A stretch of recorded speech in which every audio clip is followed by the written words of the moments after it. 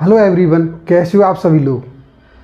ये आपकी केमिस्ट्री की 9th क्लास है और आप बड़ी केमिस्ट्री के एंजॉय कर रहे होंगे, बिल्कुल समझ में आ रहा होगा और सब खुशहाल होंगे, खुशमंगल होंगे, बड़ी बिल्कुल मज़े ले रहे होंगे आराम से केमिस्ट्री का। जब हमें कोई सब्जेक्ट समझ में आए तो बड़ा आनंद आता है। जब वो सब्जेक्ट समझ नहीं आए तो ऐसा लगता है सिर पे कितना बड़ा बोझा हमारे सिर पे रख दिया है, बड़ी प्रॉब्लम है भाई, कैसे किया जाए। तो मैंने आपको आपके सोए हुए आत्मविश्वास को आत्मविश्वास में कन्वर्ट किया है। आपको जो केमिस्ट्री समझ नहीं आ रही थी, मैं दावा से कहता हूँ अब आपको केमिस्ट्री समझ में आने लगी है। ऐसा कोई भी टॉपिक नहीं होगा जो केमिस्ट्री में आपको समझ नहीं आएगा। बिल्कुल दावे से कह सकता हूँ कि आपको हर चीज़ समझ में आएगी। बिल्कुल केमिस्ट्री का मज़ा ले रहे होंगे और इसके बाद आप कोई भी तैयारी कर सकते हैं। नीट की तैयारी कर सकते हैं, जेईई मेंस की तैयारी कर सकते हैं। केमिस्ट्री आपको हमेशा परेशान करती थी, अब आपको परेशान नहीं करेगी, ये मेरा दावा है। और अभी जो फर्स्ट टाइम हमारे चैनल पर आए तो भाई चैनल को जरूर सब्सक्राइब कर लें, वीडियो को शेयर और लाइक ज़रूर किया करें। जिससे क्या होता है, एक टीचर को मोटिवेशन मिलता है तो जल्दी जल्दी वीडियो बनाता है आपके लिए, जल्दी जल्दी क्लास लेता है, एक अपनी क्लास को बड़ी ज़बरदस्त रोमांटिक तरीके से पढ़ाने की कोशिश करता है। आप जब वीडियो शेयर नहीं करेंगे, लाइक नहीं करेंगे, चैनल को सब्सक्राइब नहीं करेंगे तो टीचर तो पढ़ाता तो है लेकिन उसका जो मोटिवेशन है ना वो ज़मीन पर आ जाता है। और जब उसका मोटिवेशन 7वें आसमान में पहुंच जाता है ना, तब वो टीचर पढ़ाता है तो स्टूडेंट बिल्कुल ऐसा फील करते हैं मज़ा आ गया क्लास के अंदर। तो इसलिए टीचर के मोटिवेशन को हमेशा 7वें आसमान पर रखो। कब 7वें आसमान पर रहेगा, जब आप उसके चैनल को सब्सक्राइब करते रहेंगे, शेयर करते रहेंगे, वीडियो को लाइक करते रहेंगे, जो भी प्रॉब्लम आ रही है कमेंट करेंगे। समझ में आ रहा है तो सर बढ़िया सर, मज़ा आ गया सर, इस तरीके कमेंट करेंगे तो टीचर खुश रहेगा, आराम से मोटिवेट मिलेगा। वाह यार, मैं क्लास जो भी क्लास ले रहा हूँ, लेक्चर ले रहा हूँ, बच्चे उसे देख रहे हैं और बड़ी इंटरेस्टिंग साथ में उसका एंजॉय कर रहे हैं, पढ़ाई कर रहे हैं। तो ये सबसे बड़ा मोटिवेशन होता है टीचर के लिए। तो आप ये करेंगे बिल्कुल, तो इस तरीके से करना है। चलिए, ये आपका 9th क्लास है केमिस्ट्री का और बहुत कुछ आप सीख गए होंगे। तो आज आपको मुझे क्वांटम संख्या, ये क्लास और बेहतरीन तरीके से बिल्कुल खास होने वाली है और आपके केमिस्ट्री सब्जेक्ट में बहुत विशेष योगदान देने वाली है। क्यों आज मैं आपको क्वांटम संख्या बताने वाला हूँ, जो कि आपने देखा क्वांटम संख्या बड़ी प्रॉब्लम होती है, समझ में नहीं आती। पता नहीं वहाँ पर मैं ये समझ नहीं आता कि जिन पढ़ाने वाले टीचर में कमी थी या पढ़ने वाले स्टूडेंट में कमी थी, कुछ पता नहीं। तो चलिए भाई, मैं आपको हम ले लेते हैं केमिस्ट्री में आ गया ये वाला स्टेप। तो आज हम क्वांटम संख्या बताने वाले हैं आपको, क्वांटम संख्या। चलिए, लोड हो रहा है, पहले तक होने दो।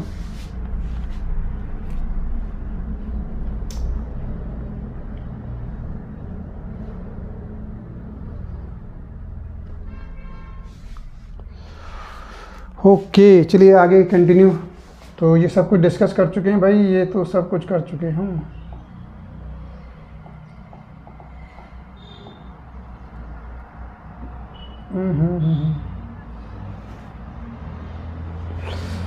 तो देखिए, सबसे पहले क्वांटम संख्या क्या है। क्वांटम संख्या क्वांटम संख्या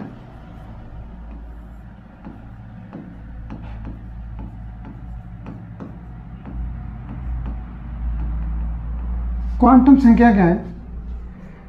अगर इसी की क्वांटम संख्या की बात करते हैं तो ये इलेक्ट्रॉन की बिल्कुल सटीक जानकारी देता है। जैसे एग्जांपल कि जिसने किसी इलेक्ट्रॉन, पूरी भीड़ में कोई इंसान खो जाए और उसकी बिल्कुल एग्जैक्ट लोकेशन बता दे, ये वही काम करता है क्वांटम संख्या। बिल्कुल इलेक्ट्रॉन सटीक जानकारी देता है भाई, कहाँ पर जो इलेक्ट्रॉन कहाँ पर आवारगर्दी कर रहा है, कहाँ पर आवारगर्दी कर रहा है, बिल्कुल बताएगा। ये उनको कहते हैं क्वांटम संख्या। जैसे एक इंसान का आधार कार्ड होता है, आधार कार्ड से मालूम चल जाता है कि वो कौन से यहाँ स्टेट में रह रहा है, कौन से डिस्ट्रिक्ट में, डिस्ट्रिक्ट के बाद कौन से गांव या सिटी में रह रहा है, कौन सी गली में रह रहा है, कौन से मकान नंबर रह रहा है, सब कुछ मालूम चल जाता है। कौन से गांव में, पूरी गली नंबर तक एड्रेस दे देता है आपका आधार कार्ड। तो इस तरीके से आपका जो मुख्य क्वांटम संख्या है, ये भी आपका क्या करती है, पूरे एड्रेस प्रोवाइड कर देती है कि एक इलेक्ट्रॉन है जो कहाँ पर उसकी स्थिति चल रही है, आप ये जान सकते हैं। तो चलिए, अब मैंने आपको थोड़ा सा याद करेंगे कि देखो, मैं मैंने सबसे पहले बताया था कक्षा बताया था, इसके बाद उपकक्षा बोला था मैंने, इसके बाद मैंने बोला था कक्षक,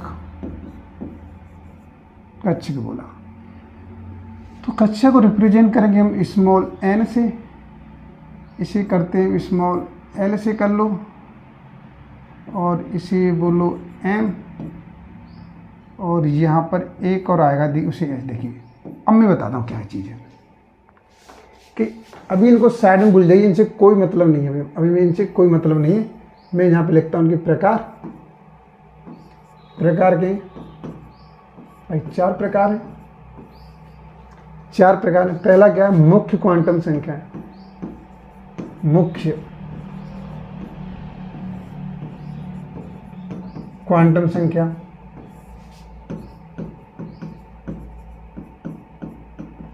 और नंबर 2 पर आ जाएगी आपकी द्विंगसी,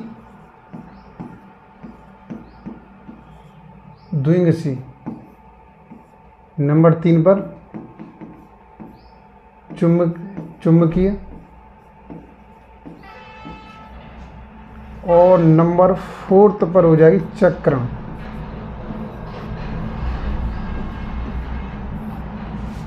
इस तरीके से आ जाएगी यहाँ पर।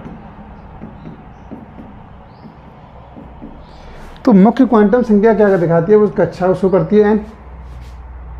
द्विंगसी उपकक्षा को रिप्रेजेंट करेगी, और कौन सी उपकक्षा में, और चुंबकीय किसे दिखाएगी, इसे m से रिप्रेजेंट करेंगे, m से रिप्रेजेंट करेंगे, और चक्रण किसे दिखाएंगे, s से,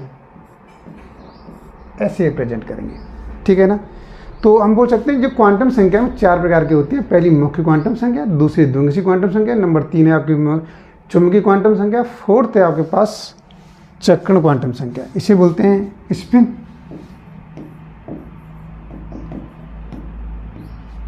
मैग्नेटिक क्वांटम नंबर,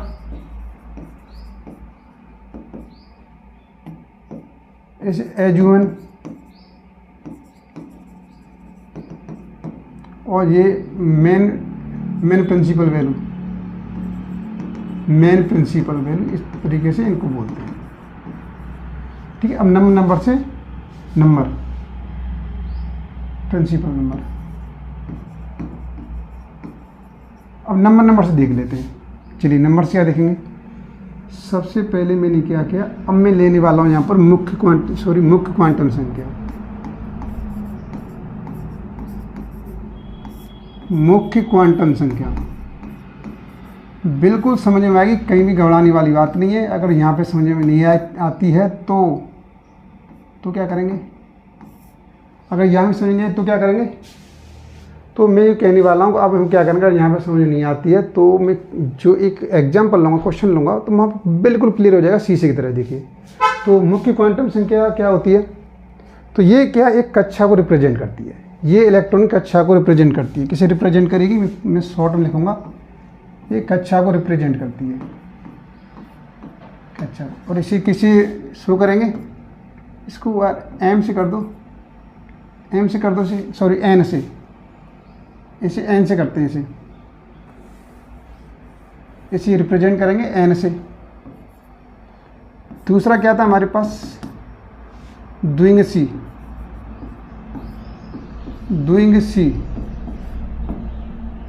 द्विंगसी क्वांटम संख्या, क्वांटम संख्या ये किसे दिखाती है, उपकक्षा को दिखाती है, उपकक्षा को, उपकक्षा रिप्रेजेंट करती है। इसे रिप्रेजेंट करेंगे हम किससे, L से, और ये इसका फॉर्मूला होता है n-1। थर्ड आपका आ जाते हैं, थर्ड चुंबकीय क्वांटम संख्या, चुंबकीय,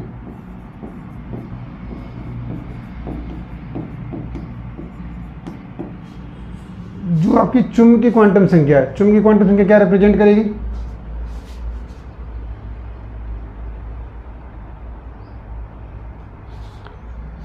ये आपकी कक्षा को रिप्रेजेंट करती है।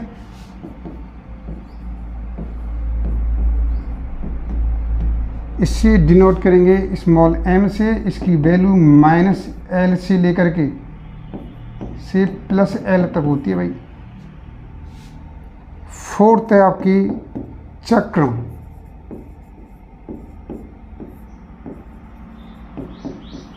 क्वांटम संख्या।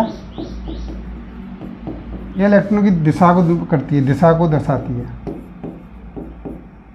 दिशा को रिप्रेजेंट करती है। इसे हम एस से रिप्रेजेंट कर देते हैं, एस से रिप्रेजेंट कर देते हैं, एस से। यहाँ तक इसी देख लीजिए आप।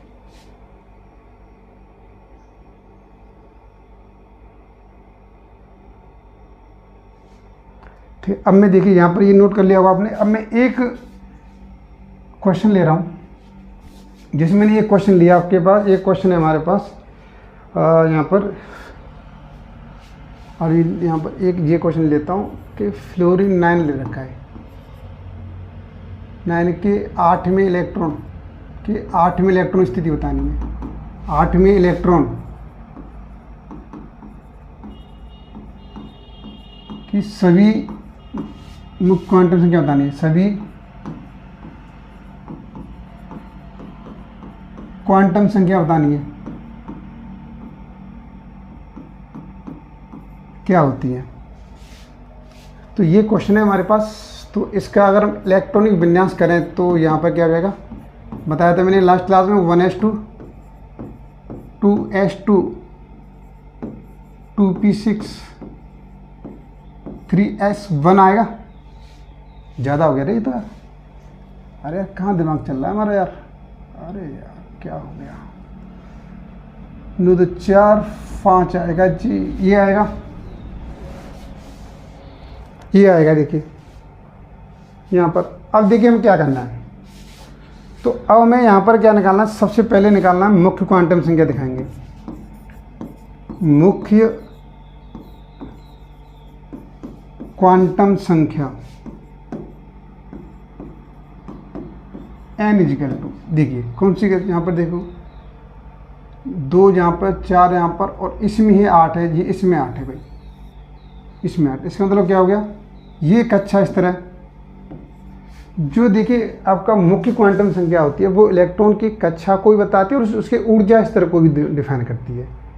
और ये कह सकते हैं कि ये आपकी कौन सी कक्षा में नाभिक से दूरी को भी बताती है। ये काफ़ी पॉइंट है, ये एग्जाम के से थोड़ा सा सोचना है कि ये बताइए जो भाई कक्षा क्या होती है, वो नाभिक से दूरी को भी दिखाती है कि नाभिक से कितना दूर है उसका, और हर कक्षा में उसकी ऊर्जा अलग अलग होती है। तो ये बड़ी कॉमन सेंस वाली क्वेश्चन है, ऐसा नहीं कि सर आपने ये तो बताया नहीं।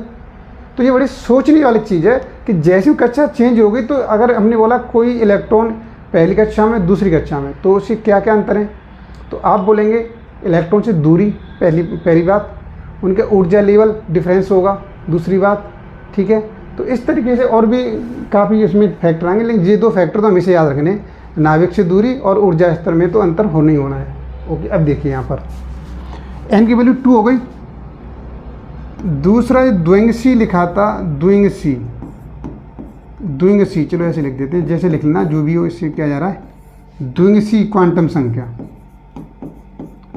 द्विंगसी क्वांटम संख्या क्या बताई थी मैंने यहाँ पर, L बताई थी, और L में n-1, सीधी से 2 में से 1 घटा दो, L की वैल्यू 1 आ गई। अब यहाँ पे क्या लेंगे, अब यहाँ पे लेंगे चुंबकीय क्वांटम संख्या। क्वांटम संख्या क्या बताई थी मैंने, आपको याद करेंगे, मैंने बताई थी -L से +L तक। तो 1 है तो क्या स्टार्ट करेंगे, -1 से स्टार्ट करो, -1 0 और 1। नेगेटिव से पॉजिटिव की तरफ भगना है इसमें। देखिए -1 से स्टार्ट करेंगे, -1 से पॉजिटिव तरफ जाएंगे, 0 आएगा फिर 1 आएगा। अब यहाँ पर देखिए, अब यहाँ पर एक लास्ट आपका बचेगा कौन सा, चक्रण क्वांटम संख्या। कैसे निकालेंगे, चक्रण क्वांटम संख्या। देखिए पी में कितने इलेक्ट्रॉन होते हैं हमारे पास, आपको पता है, S P D F, S में 2, P में 6 10 14। कक्षक में बताई थी मैंने, यहाँ से देखिए ये क्या कक्षक को रिप्रेजेंट करता है, ये तो ये इसमें 4th पार्ट के लिए क्या करेंगे, एक बॉक्स बनाएंगे, डिब्बा बनाएंगे भाई। पी में कितने इलेक्ट्रॉन होते हैं, 6, इसके आधा बनेगा यहाँ पर, क्लियर हो गया। अब ये नंबर लिख दो यहाँ पर, देखिए -1 यहाँ पे लिखा, ये 0 लिखा और ये 1 लिखा, ठीक है, स्थिति हो गई। अब एक चीज़ देखो, गिनो यहाँ से भाई, 2 तो 4 इलेक्ट्रॉन तो हो गए, 5वां इलेक्ट्रॉन यहाँ पे जाएगा 5, ऐसे भरेंगे हुंडी के नियम अनुसार, 6 7, ठीक है, 7 हो गया, 7 हो गया, से इलेक्ट्रॉन बनना आ गया यहाँ पर, ऐसे तो भरते हैं हुंडी के नियम के अनुसार। बताया था मैंने पिछली क्लास में, बताया, अगर आपने यहाँ तक चीज़ क्लियर नहीं हो रही तो पिछली क्लास में मैंने सब कुछ डिस्कस किया है, ये वाला भी। तो अब देखिए कितना आ गया यहाँ पर भाई, 2 और 2 4 इलेक्ट्रॉन तो हो गए, 5वां यहाँ से 5 6 7 और नीचे क्या जाएगा 8। तो हम ये बोल सकते हैं इसमें जो S की वैल्यू है वो क्या जाएगी, अगर देखो ऊपर मुँह है तो +1/2, नीचे मुँह है तो -1/2, -1/2, ठीक है, इस तरीके से लिख सकते हैं। बताइए जल्दी समझ में आया कि नहीं आया, जल्दी से जल्दी नोट कीजिए।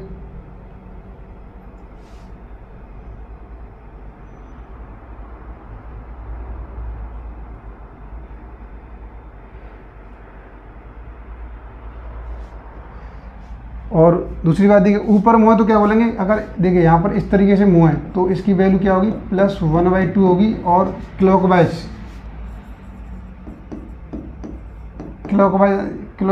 होगा।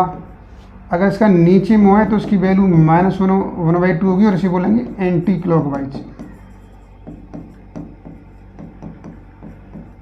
क्लॉकवाइज बोलेंगे। ये चीज़ देखो क्लियर हुआ ना, जल्दी करो, ये सब चीज़ें क्लियर हुआ कि नहीं? चलिए आगे बढ़ते हैं। दूसरा एग्जांपल लेता हूँ, मैंने लिया दूसरा क्वेश्चन है आपके पास, सोडियम ले लिया मैंने।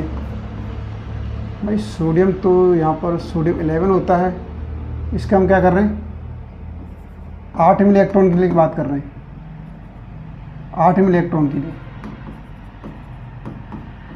तो इसका पहले इलेक्ट्रॉन विन्यास करेंगे। इलेक्ट्रॉन विन्यास क्या आ जाएगा, 1s2 2s2 2p6 3s1 2 6 4 10, बस ये आ जाएगा।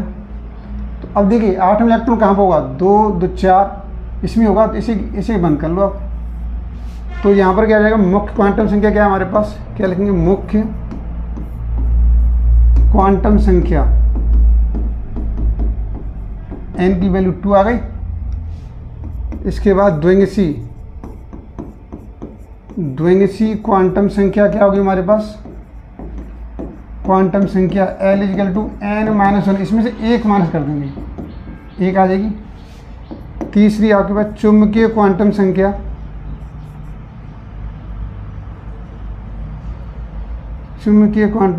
भाई क्या हो जाएगी हमारे पास, चुंबकीय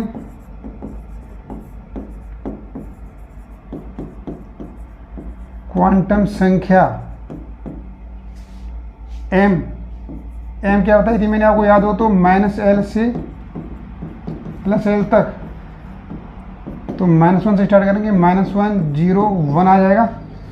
और 4th चक्रण, यहाँ पर चक्रण क्वांटम संख्या क्या होगी हमारे पास, क्वांटम संख्या यहाँ पर, तो देखिए किसमें है, P में 3 बॉक्स बनेंगे। कहाँ से स्टार्ट होगा, 2 2 4 5 से स्टार्ट होगा, 5 6 7, कौन सा बताना है, 8 ही बताना है, तो 8। तो यहाँ पर आके यहाँ लिखेंगे -1 0 1, तो यहाँ पे क्या आ जाएगा, S की वैल्यू क्या आ जाएगी, -1/2 कैसा, एंटी क्लॉकवाइज,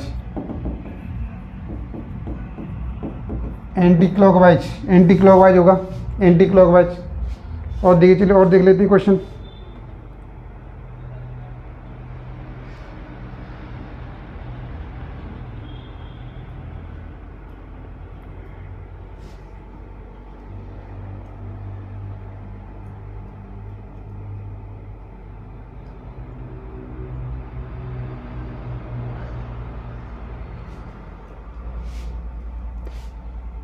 मैं चलो यहाँ पे लेता हूँ कैल्शियम 20 होता है, इसका आप कोई भी देख लो, 7वां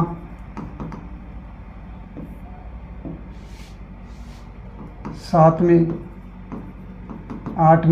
देख चुके हैं, 8 में डालते हैं पर 9वां चेक कर लो, 10वां इलेक्ट्रॉन चेक कर लो, इसकी स्थिति बतानी है। तो इसका पहले इलेक्ट्रॉन विन्यास क्या आ जाएगा हमारे पास 1s2। पहले इलेक्ट्रॉनिक विन्यास आना चाहिए। तो सबसे पहले हमें क्या आना चाहिए, इलेक्ट्रॉनिक विन्यास आना चाहिए। अगर इलेक्ट्रॉनिक विन्यास नहीं आ पा रहा है तो बड़ी दिक्कत है। और भाई इलेक्ट्रॉनिक विन्यास नहीं आ रहा तो आप पिछली वीडियो देख सकते हैं, वहाँ पर मैंने सब कुछ डिस्कस किया है। तो 1s2 और ये हो जाएगा हमारे पास 2s2 2p6 हो जाएगा, 3s2 3p6 हो जाएगा। कितने हो गए हमारे पास 6 10 और 10 18। तो यहाँ पर 2 अब यहाँ पर क्या आ जाएगा, उधर चेक करो, यहाँ पर इस तरीके से बताया था मैंने। और यहाँ पर आ गया 1, यहाँ पर मैं लिखा था 1s 2s, अब बाबू ने बताया था 3s। तो यहाँ पर क्या है 2p नीचे लिखेंगे, यहाँ पर 2 और 3p को ऐसे नीचे लिखेंगे। तो ये इस तरीके से जाएगा, ये इस तरीके से आएगा, ये इस तरीके से आएगा। और फिर देखिए 1s इस तरीके से बताया था मैंने, याद करो। अगर ये याद नहीं है तो इसे दिमाग में बैठा लो बस। 3 यहाँ 4s लिखो, 4s और यहाँ पे हो जाएगा 4p, इसी से सब कुछ मालूम चल जाएगा। देखिए ये कर दिया 1s के बाद क्या आएगा 2s। तो s लिख सकते हैं हम, क्या आएगा यहाँ पर देखिए 1s आएगा, इसके बाद क्या आएगा 2s आएगा। इसके बाद या हम ऐसे ला सकते हैं, ऊर्जा स्तर ऐसे लगा लो, ऊर्जा स्तर 2s के बाद नहीं एरो सही है, एरो के बाद 2p, 1s आ गया, 2s आ गया, फिर 2p आएगा, फिर 3s आएगा, फिर आएगा 3s के बाद क्या आएगा 3p आएगा, 3s के बाद 3p आएगा, 3p के बाद फिर 4s आएगा। मतलब ये सीक्वेंस मैंने लास्ट टाइम बता दिया था। देखो तो 3s यहाँ पे 3s 3p 3s 3p, अब 4s आएगा, क्या आएगा 4s आएगा यहाँ पर। ठीक है, ये चीज़ क्लियर करने के लिए किया मैंने। तो कितने इलेक्ट्रॉन बचे हमारे पास, देखो 6 4 10 और 8 18 और 2 बचे, 2 यहाँ पर आ जाएगा 4s2 आएगा, 4s2। चलिए ये रिमूव कर देता हूँ, ये चीज़ तो अभी मैं पहले क्लियर कर चुका हूँ।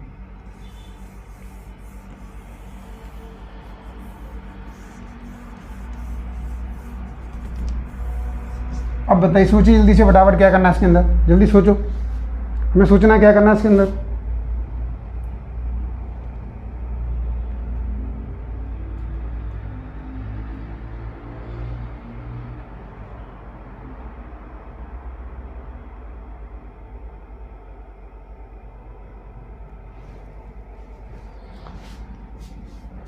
तो देखिए यहाँ पे इलेक्ट्रॉन विन्यास तुम्हारा सही है बिल्कुल।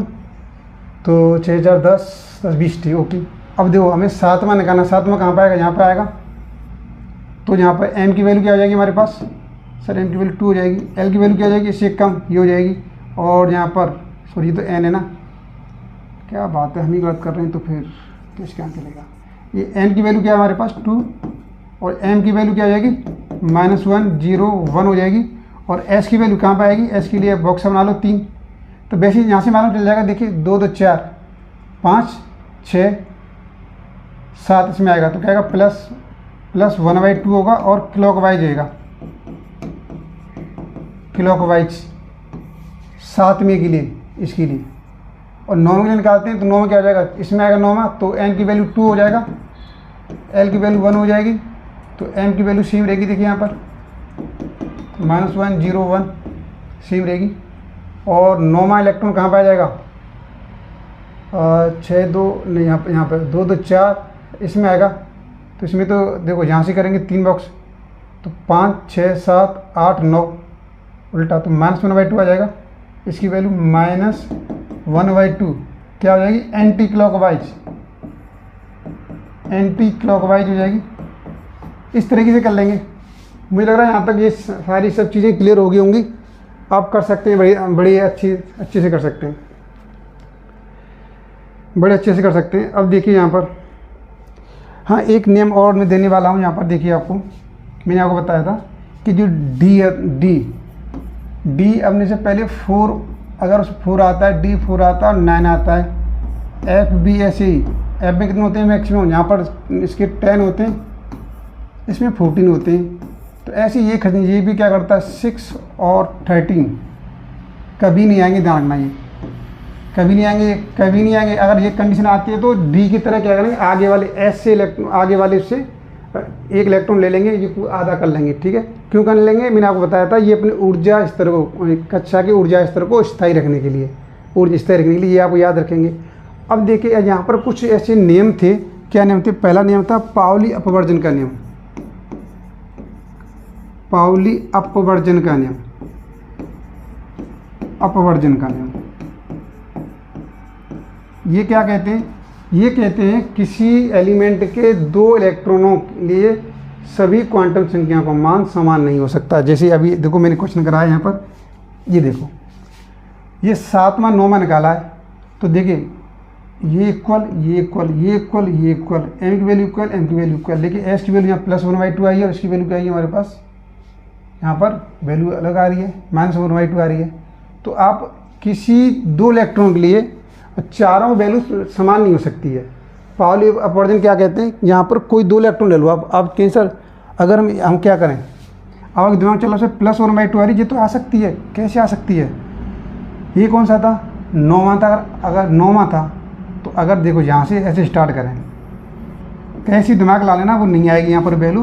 तो ये कहाँ से स्टार्ट हो रही है? 2 4 5 से स्टार्ट हो रही है, 5 और 6 के लिए, इन दो के लिए निकालें तो इन दो के लिए निकालते हैं। यहाँ पर देखिए 6 पे क्या हो जाएगा, देखो 5 पे क्या हो जाएगी, अगर इसके लिए निकालें यहाँ पर, तो यहाँ पे इसकी वैल्यू हो जाएगी -1 0 1, ये इसकी डायरेक्शन है। देखिए अगर इन दोनों 5 और 6 के लिए निकालते हैं, तो 5 और 6 के लिए निकालते हैं तो क्या हो जाएगा, देखिए 5 और 6 कहाँ पे आएंगे, 5 6 इसी में आएंगे। तो यहाँ पर देखिए एन की वैल्यू दोनों के लिए 2 2 आ रही है, 2 2 आ रही है, और एल की वैल्यू 1 1 आएगी सर, 1 1 आएगी, वेरी गुड।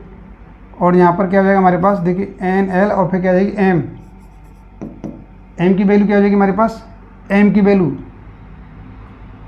यहाँ पर आ जाएगी हमारे पास, देखिए एम की वैल्यू -1 0 1 दोनों में समान आएगी। अब यहाँ पर एस की वैल्यू निकालेंगे, तो एस की वैल्यू निकालें तो देखिए अब यहाँ पर क्या, मैं आपको बता दूँ, यहाँ पर तो अगर 5 और 6 एक ही कक्षा स्तर में, तो इसलिए तो +1/2 और +1/2 आ जाएगी यहाँ पर, ये आ जाएगी। लेकिन अब इस तरीके का जहाँ पर ये क्वेश्चन, ये ऐसा नहीं, इस नियम का उल्लंघन नहीं माना जाएगा। क्यों नहीं माना जाएगा? क्योंकि आपको इलेक्ट्रॉन कैसे लेना है, ये तो एक ऊर्जा स्तर एक ही है ना, ये तो ऊर्जा स्तर एक ही है हमारे पास। तो आपको दूसरी चीज़ कर देखो, जैसे यहाँ से इसमें से लो, इसमें से लो, तो वो इसकी चारों वैल्यू समान नहीं मिलेंगी। मैक्सिमम 3 मिल सकती है, लेकिन 4 नहीं मिल सकती। ठीक है, समझ में आ रहा है? यहाँ तक 3 मिल सकती है। तो ये जो कहना चाह रहा है, इसका मतलब ये कह रहा है पाउली अपवर्जन का नियम आपको याद रखना है कि किसी एलिमेंट के दो इलेक्ट्रॉनों के लिए और क्वांटम संख्या के सभी मान समान नहीं हो सकते। पाउली अपवर्जन का नियम है, ठीक है, याद रहेगा। अब बुक से पढ़ लेंगे इसे। दूसरा, आगे एक और नियम था। आगे क्या नियम है? आगे नियम है आपके पास, आगे नियम है, चलिए मैं इसका एक एग्जांपल ले ही लेता हूँ, फिर आप कहेंगे सर आपने करा नहीं, समझ नहीं आया मेरी। तो चलिए मैंने एक यहाँ पर एग्जांपल लिया, सोडियम लिया, सोडियम का 11 ले लिया। इसकी हम 9th और 10th निकाल लेंगे। 9th और 10th के लिए बात कर रहे हैं भाई, ठीक है, 9th और 10th के लिए बात कर लेते हैं। तो ये आपका इसका इलेक्ट्रॉन विन्यास करें तो क्या हो जाएगा हमारे पास, 1s2 2s2 और 2p6 3s1। अब देखो यहाँ पर ये आपका 9th इलेक्ट्रॉन है, ये आपका 10th इलेक्ट्रॉन है, दोनों 2 2 4 इसी में दोनों। देखिए अब यहाँ पर मालूम चलेगा n की वैल्यू दोनों में सेम है, बिल्कुल सेम है। l की वैल्यू 1, l की वैल्यू 1, ठीक है। अब यहाँ से देखिए l की वैल्यू 1, अब यहाँ पर क्या आ रहा है 2 2 4, और यहाँ पर और n l m की वैल्यू -1 0 1 आएगी। यहाँ भी m की वैल्यू देखिए -1 0 1 आएगी। इधर देखो ये 3 सेम आ रहे हैं, तीनों सेम आ रहे नहीं आ रहे?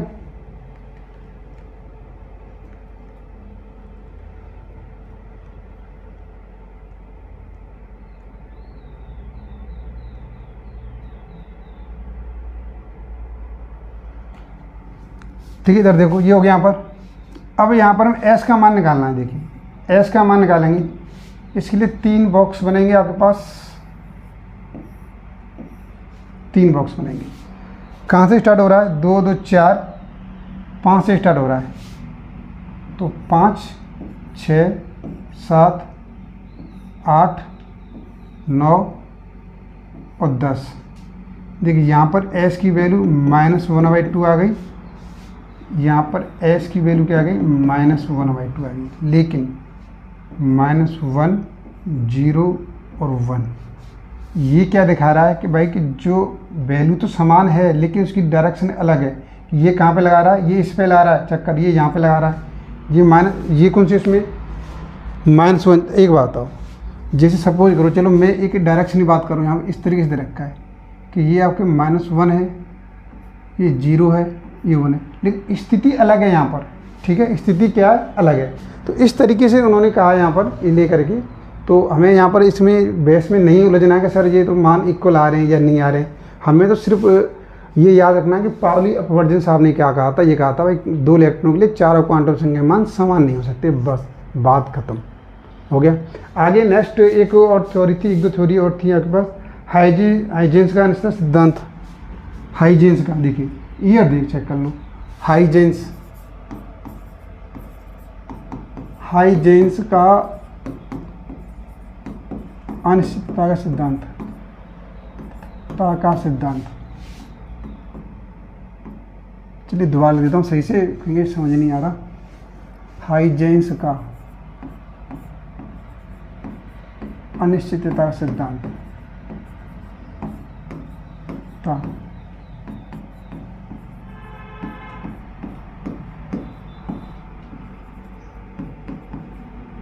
अनिश्चितता सिद्धांत।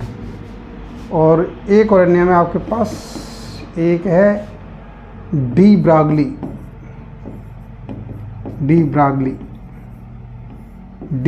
का सिद्धांत। ये 2 सिद्धांत हैं, इनको देख लेंगे, काफ़ी इम्पोर्टेंट हैं, ये इनसे पूछ लिया जाता है कभी कभी।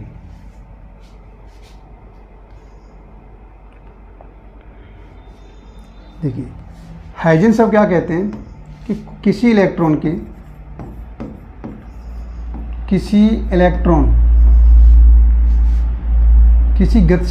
की,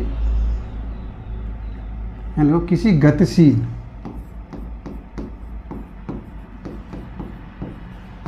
गतिशील इलेक्ट्रॉन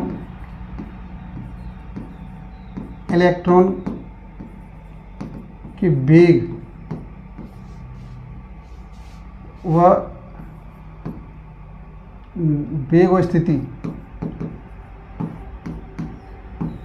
व स्थिति दोनों को ठीक ठाक ज्ञात नहीं किया जा सकता। दोनों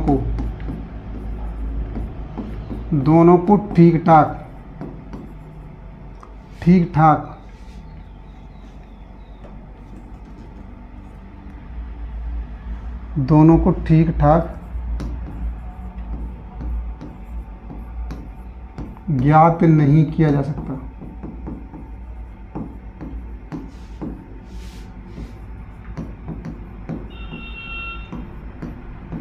दोनों ठीक ठाक ज्ञात नहीं किया जा सकता, ये चीज़ है। और ये कह रहा है कि कोई इलेक्ट्रॉन गतिशील कर रहा है तो उसके वेग को और स्थिति को दोनों को ठीक ठाक नहीं ज्ञात कर सकते, मतलब ये चीज़ है, ये कह रहा है यहाँ पर। ये आपका हाइजेंस का सिद्धांत है।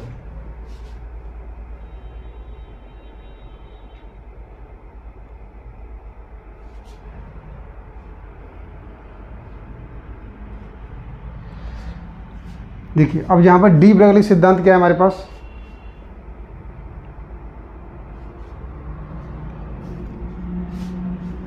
इसके अनुसार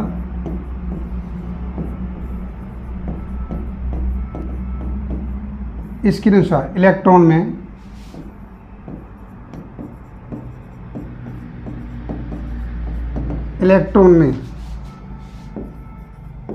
कण तथा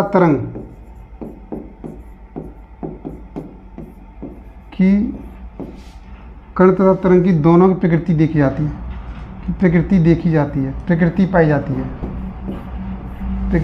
जाती है।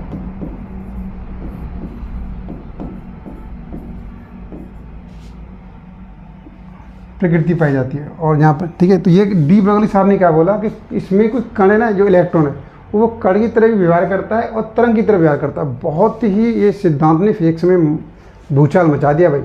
ये बिल्कुल फिजिक्स में पढ़ाएंगे आपको, ये फिजिक्स में पढ़ाएंगे, ठीक है। और भाई हमने टेलीग्राम चैनल है, वहाँ से लिंक आपको, अगर आप टेलीग्राम चैनल को ज्वाइन करना चाहते हैं तो डिस्क्रिप्शन में लिंक दे दी गई है, वहाँ से आप बिल्कुल ज्वाइन कर सकते हैं। ठीक है, यहाँ से ये चीज़ क्लियर हो गई। तो उन्होंने कहा भाई कोई इलेक्ट्रॉन है, उसके कण तथा तरंग की प्रकृति को दोनों प्रकृति पाई जाती है, दोनों की प्रकृति पाई जाती है। इसके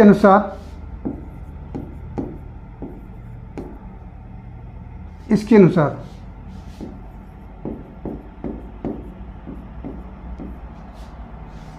तरंग दैर्घ्य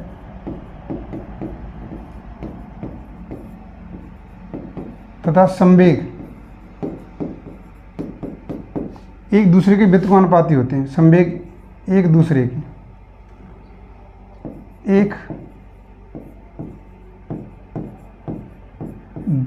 के व्युत्क्रमानुपाती होते हैं।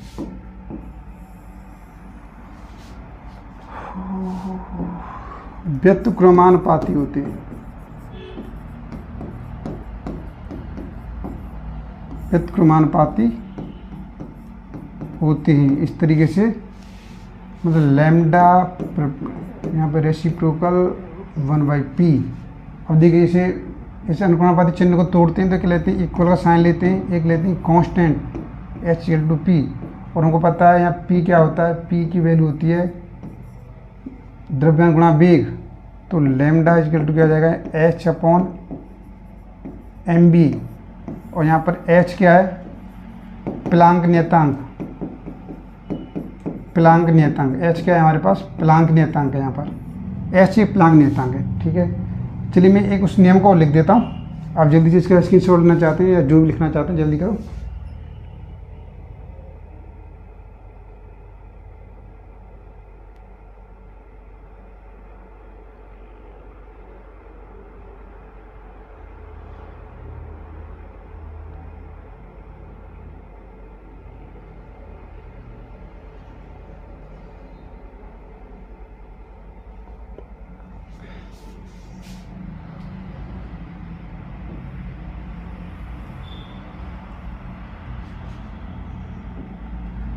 तो यहाँ पर पाउली अपवर्जन को लिख देता हूँ, इसको लिख दूँ यहाँ पर एक बार, पाउली अपवर्जन का नियम।